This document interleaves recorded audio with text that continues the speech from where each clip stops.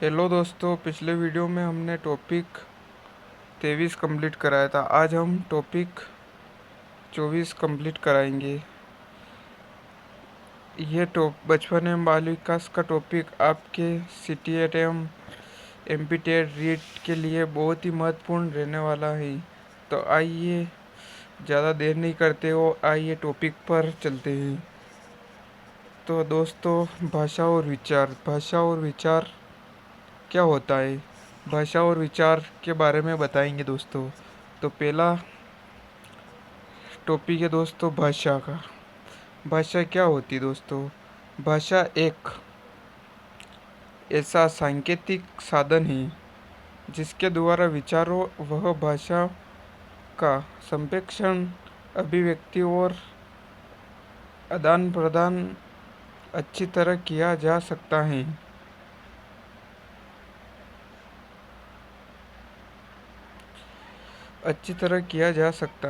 इसमें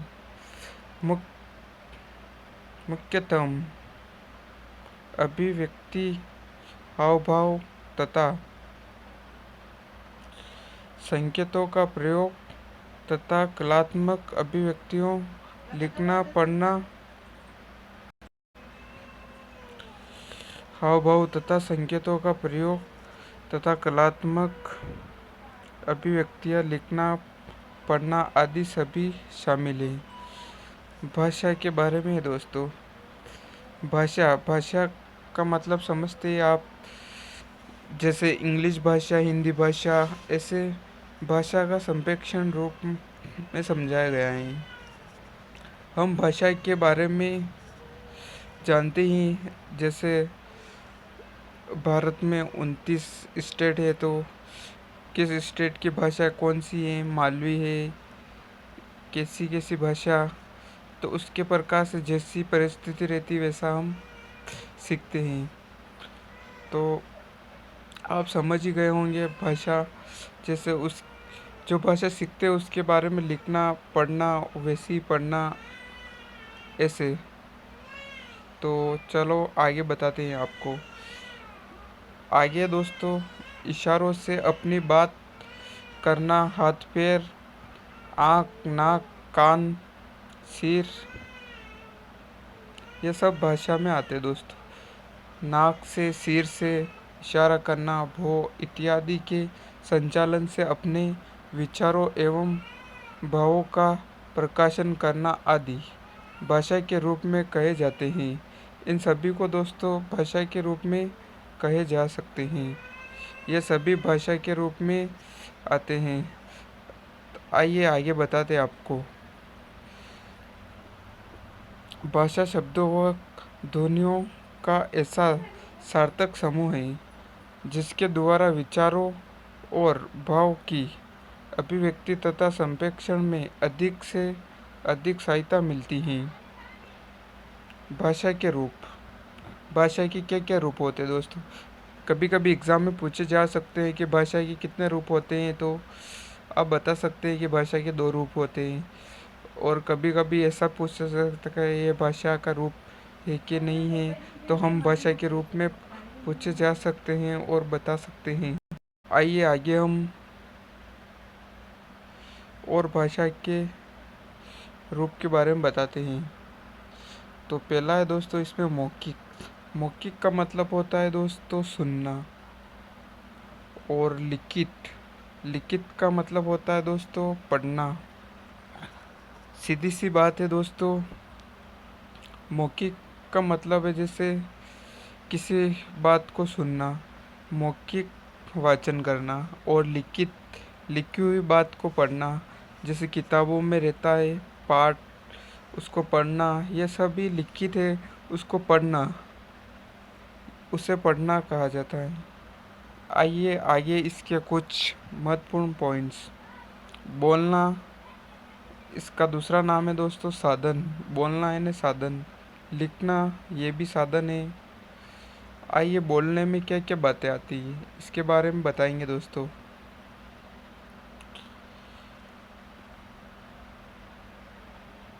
तो हमने बोलने के बारे में चर्चा करेंगे।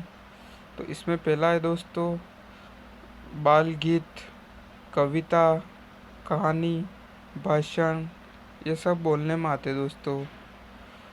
किसी से वाद विवाद, परिचर्चा, नाटकीकरण आदि चीज़ें ये सभी बोलने में आती है। और लिखने में क्या क्या आता दोस्तों? स्वर वाचन करना, मौन वाचन करना, ये सब लिखने में आता है। पढ़ने में मौन वाचन में पढ़ना, ऐसे सभी प्रतिलेखन, शुद्ध लेखन, पत्र लेखन, कहानी लेखन, निबंध, संक्षिप्तीकरण एवं विस्तृतीकरण आदि ये सभी लिखने में आते हैं।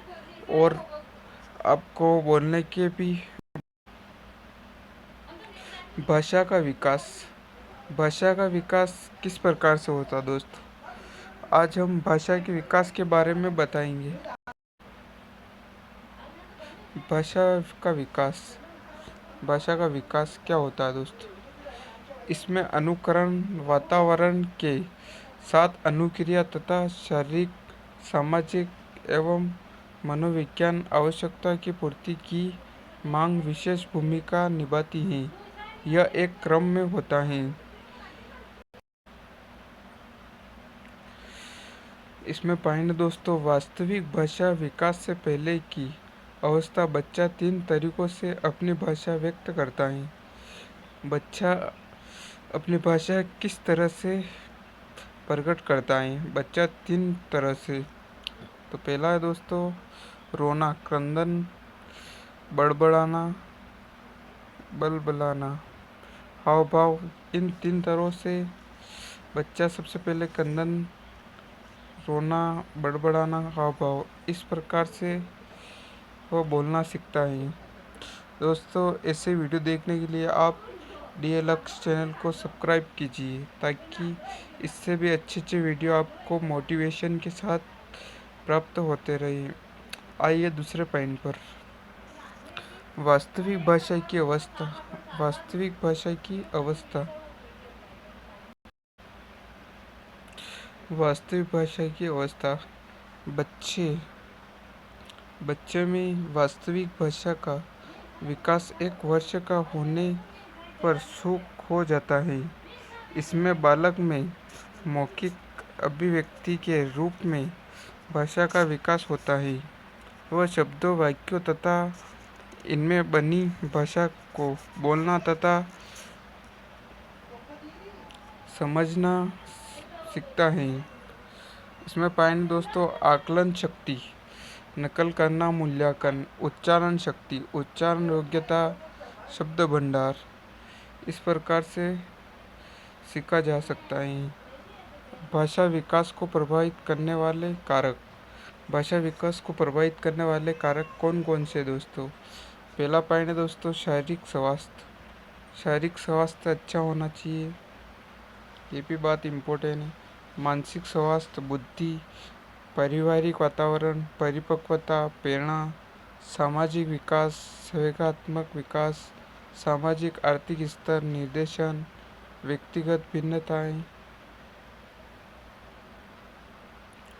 पारिवारिक संबंध, कई भाषाओं का प्रयोग, समाज तथा समुदाय, संगी साथियों तथा मित्र मंडली, विद्यालय शिक्षा तथा उसका वातावरण, अधिगम स्तर, अधिगम से सहायक तत्व, शरीर रचना, व्यक्तित्व,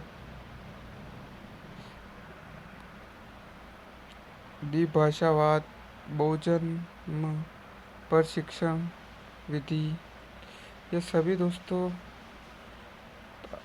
भाषा विकास को प्रभावित करने वाले कारक के रूप में होते हैं। कभी कभी क्वेश्चन आ ही जाता है कि भाषा विकास को प्रभावित करने वाले, तो उसमें 4 पॉइंट अलग रहता और एक सही रहता, तो हम इनको बार बार रिवीजन करेंगे तो एक बार सही तो आंसर लगा ही देंगे। आइए बालकों में भाषा या वाणी विचार। बालकों में भाषा एवं वाणी विचार। तो पहला पॉइंट है दोस्तों तुतलाना, सही से नहीं बोल पाना, उसे तोतला कहा जाता है दोस्तों। भ्रष्ट उच्चारण, गाली गलौज जैसे शब्द, उसे भ्रष्ट उच्चारण कहा जा सकता है दोस्तों। अस्पष्ट उच्चारण करना, अस्पष्ट मतलब हिंदी को किंदी बोलना, ऐसा अस्पष्ट उच्चारण करना। हकलाना, जैसे हम कभी कभी बुक्स पढ़ने में हकलाते हैं, गलत पढ़ते फिर धीरे धीरे सही पढ़ते, ऐसे अटक अटक के बोलना, उसे हकलाना कहते हैं। तीव्र अस्पष्ट वाणी, तीव्र अस्पष्ट वाणी, ज़्यादा अटकना, इस प्रकार से तीव्र अस्पष्ट वाणी। भाषा सीखने के साधन, भाषा सीखने के क्या क्या साधन होते हैं दोस्तों। पहला है दोस्तों खेल, प्रश्न उत्तर, वार्तालाप या बातचीत, अनुकरण, नकल, कहानी सुनना, ये भाषा सीखने के साधन हैं दोस्तों। अगला है दोस्तों भाषा विकास का महत्व। भाषा विकास का महत्व सामाजिक संबंध में, आत्ममूल्यांकन में, व्यक्तित्व विकास में, नेतृत्व के विकास में, शैक्षिक उपलब्धियों में, सामाजिक मूल्यांकन, सृजनात्मक शक्ति के विकास में, बुद्धि विकास में, ध्यान खींचने में, इच्छा और आवश्यकता की संतुष्टि, ज्ञानार्जन में, सांस्कृतिक जीवन में, दूसरों के विचार प्रभावित करने में। इस प्रकार से हम भाषा विकास के महत्व के बारे में जानते हैं दोस्तों। भाषा विकास के सिद्धांत कौन कौन से दोस्तों। पहला है दोस्तों इसमें सामाजिक अधिगम सिद्धांत। इस सिद्धांत के अनुसार बालक जो कुछ सीखता है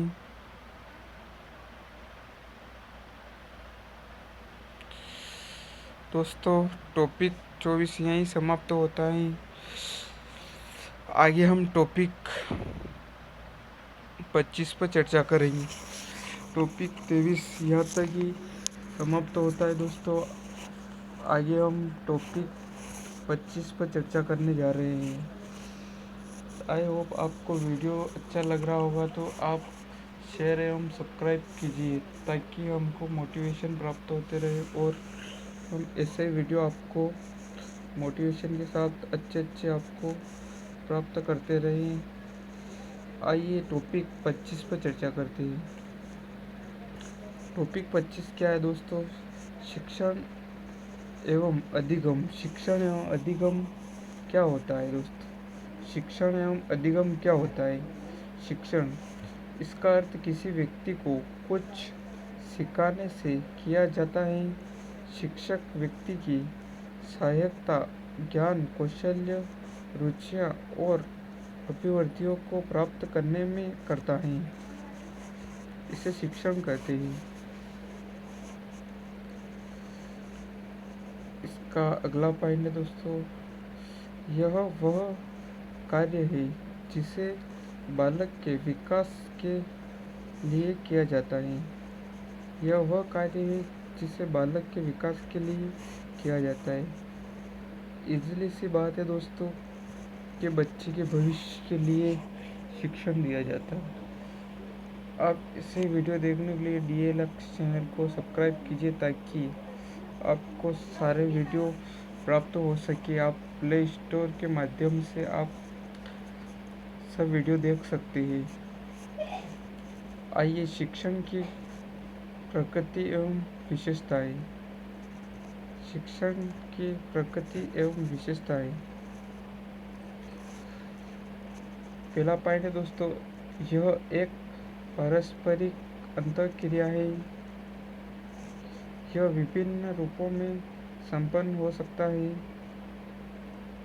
यह व्यवसाय प्रक्रिया है। यह कला और विज्ञान दोनों ही। यह एक जटिल सामाजिक प्रक्रिया है।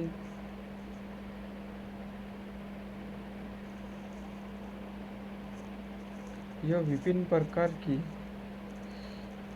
क्रियाओं की एक संगठित प्रणाली है।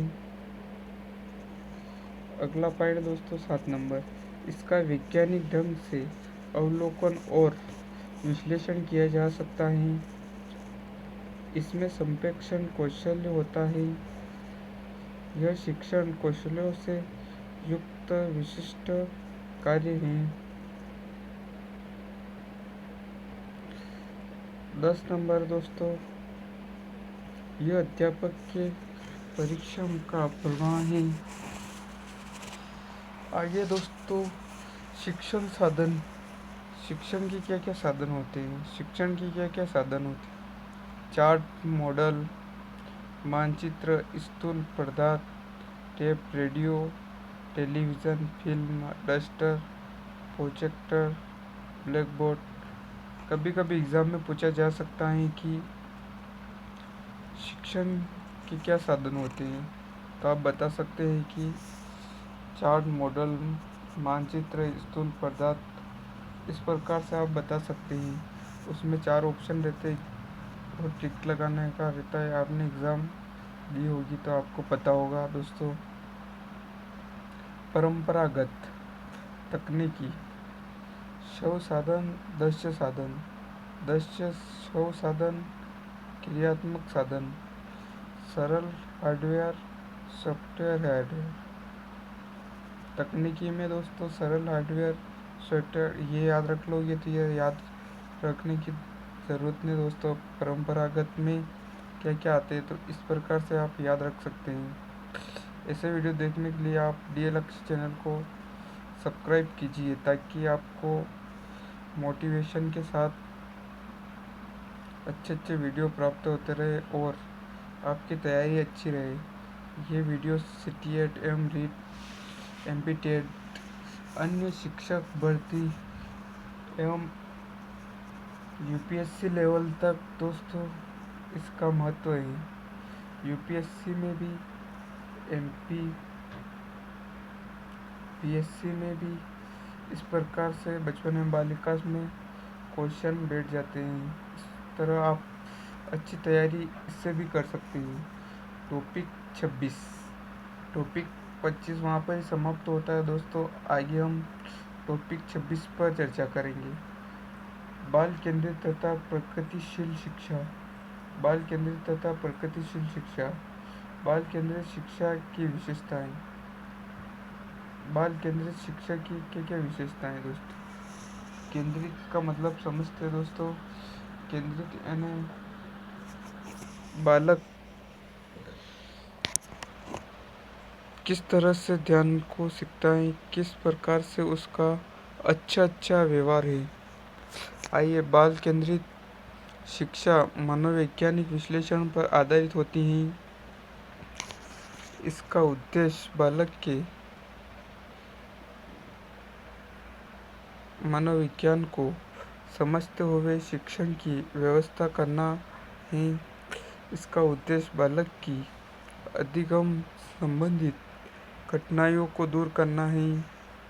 अधिगम प्रक्रिया में केंद्रित ध्यान बालक का होता है। दोस्तों, ये वीडियो आपको बहुत ही बचपन बालिका में हेल्प देने वाले हैं। इसके अंतर्गत बालक की शारीरिक तथा मानसिक योग्यता के विकास के आधार पर अध्ययन किया जाता है।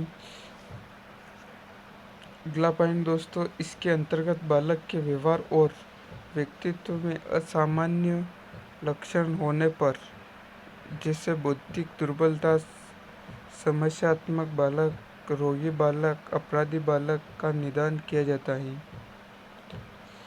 अगला पॉइंट दोस्तों 7 नंबर, इसके अंतर्गत उन्हीं शिक्षण विधियों को उपयोग में लाया जाता है जो बालक के सीखने की प्रक्रिया महत्वपूर्ण कारक, लाभदायक व हानिकारक दशाएं, रुकावट, सीखने के वक्र तथा प्रशिक्षण तथा इत्यादि तत्वों को सम्मिलित करती हैं।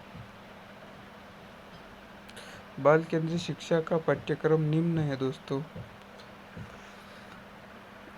मैनेस्टो मैकेनिक असेंबली टेस्ट, श्रीमती राजकुमारी शर्मा।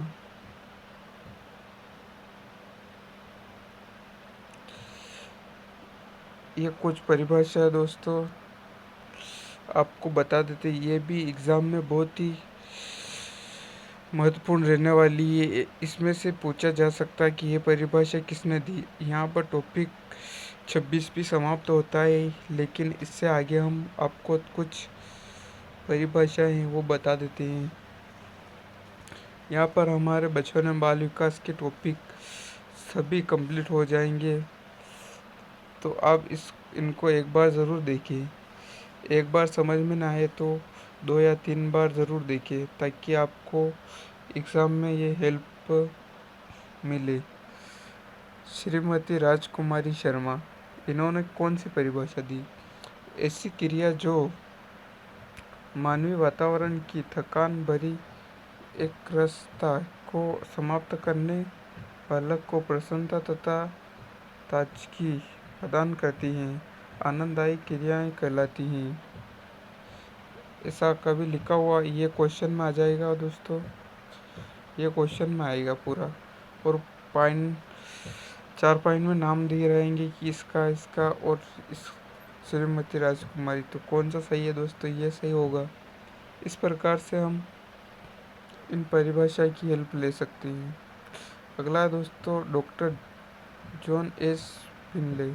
आनंद या मनोरंजन शब्द इतना व्यापक है कि इसमें खेल शब्द की पूर्ण अभिव्यक्ति के साथ अनेक गतिविधियों को जोड़ा लिया जाता है, जैसे संगीत, नाटक, हस्तशिल्प आदि। आनंद मनोरंजन की बात करें तो किसने दी परिभाषा दोस्तों? Doctor John S फिनले। अगला दोस्तों डॉक्टर एस पटेल। गांधी जी ने इन महान शिक्षकों एवं उपदेशकों की गौरवपूर्ण मंडली में अनोखा स्थान प्राप्त किया, जिन्होंने बचपन के क्षेत्र में नव ज्योति दी है। शिक्षा सिद्धांत और व्यवहार के प्रारंभ बिंदु हैं। रूसो ने तो बहुत सारी परिभाषा दी, आपने नाम सुने होंगे। इनकी परिभाषा अलग अलग सब याद रखना अनिवार्य दोस्तों। रूसो, इसमें ये है प्रत्येक वस्तु जो प्रकृति और अच्छी है परंतु मनुष्य के हाथों खराब हो जाती है। मनुष्य के हाथ क्या खराब होती है, ये परिभाषा किसने दी दोस्तों? तो रूसो। इस प्रकार से आपको याद रखना पड़ेगा दोस्तों, ताकि आपकी एग्ज़ाम में दिक्कत ना आए। रूसो। एक और परिभाषा दोस्तों, निश्चित पाठ्यक्रम विरोधी, या वह चाहता है कि पाठ्यक्रम लचीला, बालक की रुचियाँ योग्यताओं के आधार पर होना चाहिए। बालक की योग्यता रुचियों के आधार पर होना चाहिए परिभाषा दोस्तों, तो रूसो। इस प्रकार से आप बता। तो दोस्तों बचपन में बाल विकास के हमने 26 टॉपिक कंप्लीट कराए, आपको 1 से लगा के 26 तक। ये आपके MP TET, CTET, REET, UPSC, MPPSC एवं ऐसी अन्य प्रतियोगिता परीक्षा के लिए आपके लिए ये वीडियो बहुत ही महत्वपूर्ण रहने वाला है, ताकि आपको एग्ज़ाम में इसकी हेल्प मिल सके और आप आगे बढ़ सको।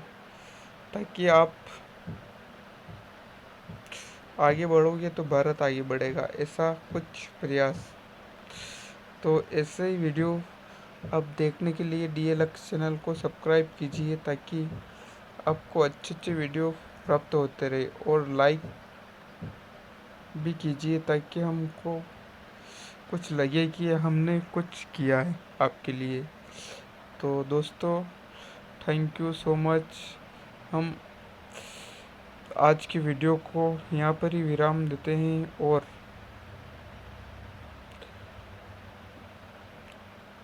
आपके लिए और वीडियो लाएंगे